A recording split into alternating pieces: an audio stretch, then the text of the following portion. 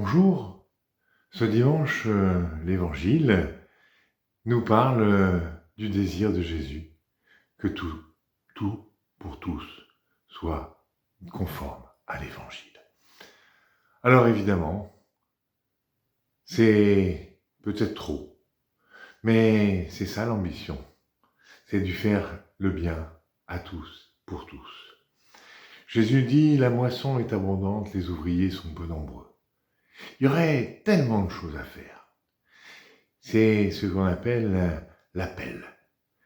Dans un premier temps, il appelle ses 12 disciples et il leur donne ses pouvoirs pour qu'ils participent. Et c'est le texte de ce jour.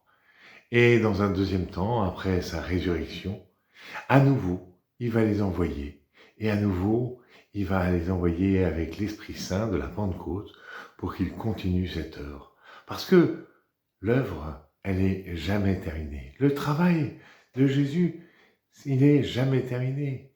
Il s'agit de faire tout pour tous, pour que tout le monde vive heureux, pour que tout le monde puisse être pardonné, être aimé, être guéri.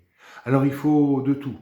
Il faut des gens qui font du caté, mais aussi des gens qui vont soigner, mais aussi des gens qui vont nourrir, mais aussi des gens...